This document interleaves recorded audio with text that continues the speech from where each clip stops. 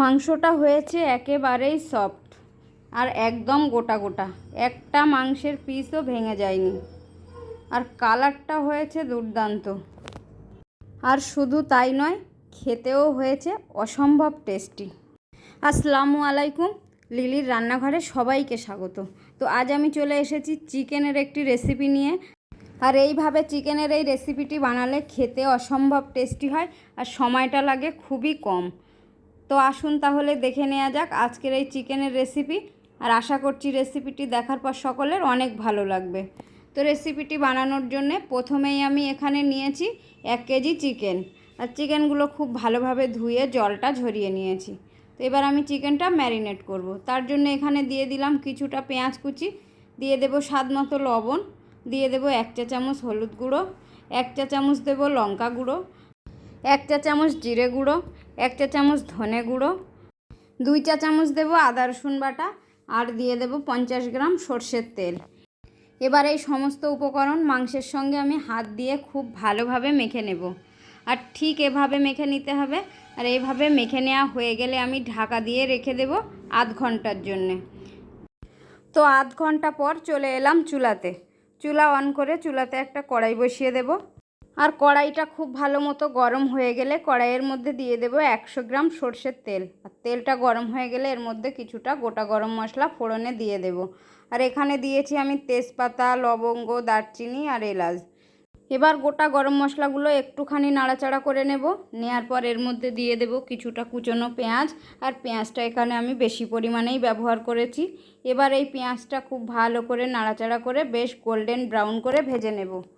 আর পেঁয়াজটা ঠিক এভাবে ভাজা ভাজা হয়ে গেলে এর মধ্যে দিয়ে দেব একটা কেটে রাখা ক্যাপসিকাম। আর মাংসের এই রান্নার মধ্যে ক্যাপসিকাম দিলে একটা আলাদা রকমের টেস্ট আসে। এবার দিয়ে দেব সামান্য লবণ আর দেব সামান্য হলুদ গুঁড়ো। আর এখানে লবণটা একটু বুঝে দিতে হবে, কেননা ম্যারিনেট করা মাংসের মধ্যে লবণ দেয়া আছে। এবার এই সমস্ত কিছু একটুখানি নাড়াচাড়া করে মিশিয়ে নেব। নাড়াচাড়া করে মিশিয়ে নেওয়ার পর এর মধ্যে দিয়ে দেব 2টো কেটে রাখা টমেটো। তো টমেটোটা দিয়ে আরও একটুখানি নাড়াচাড়া করে নেব। এবার এর মধ্যে দিয়ে দেব অল্প একটু জল। জলটা দেওয়ার পর আমি কিছুক্ষণ রান্নাটা করব, যতক্ষণ না ক্যাপসিকাম টমেটোগুলো খুব ভালোভাবে সিদ্ধ হয়ে যায়। তো কিছুক্ষণ পর টমেটো ক্যাপসিকামগুলো খুব ভালোভাবে সিদ্ধ হয়ে গেছে আর জলটা শুকিয়ে মশলা থেকে তেল ছেড়েছে। এবার ঠিক এই পর্যায়ে ম্যারিনেট করা চিকেনটা মশলার মধ্যে দিয়ে দেব। মশলার মধ্যে দেওয়ার পর এখন কষাতে থাকব। আর এখানে আমি কোনো রকম জল ব্যবহার করব না। এই চিকেনটা কষাতে কষাতে একটা সময় এর মধ্যে থেকে অনেকটা পরিমাণেই জল বেরিয়ে আসবে। তো চিকেনটা কষাতে কষাতে একটা সময় বেশ খানিকটা জল বেরিয়েছে। আর এই জলের মধ্যে আমি চিকেনটাকে পুরোপুরি ভাজা ভাজা করে নেব। আর এর মাঝখানে অবশ্যই একটু ঢাকা দিয়ে দিয়ে রান্না করতে হবে। কিছু সময় ঢাকা দিতে হবে, আবার মাঝে মাঝে ঢাকাটা খুলে নাড়াচাড়া করে দিতে হবে।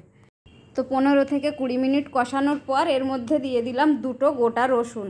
আর গোটা রসুন দিলে মাংসের থেকে আলাদা একটা ফ্লেভার আসে। তো রসুনটা দেওয়ার পর আরও 2-3 মিনিট ঠিক এভাবে নাড়াচাড়া করে নেব। আর নাড়াচাড়া করতে করতে একটা সময় ঠিক এরকম ভাজা ভাজা হয়ে আসবে। আর দেখুন কালারটা এখন থেকেই কতটা সুন্দর হয়েছে। আর মাংসটা একদম ভাজা ভাজা হয়ে গেছে। এবার যে চিকেন ম্যারিনেট করেছিলাম বাটির মধ্যে, সেই বাটিটা ধুয়ে কিছুটা জল এখানে দিয়ে দিলাম।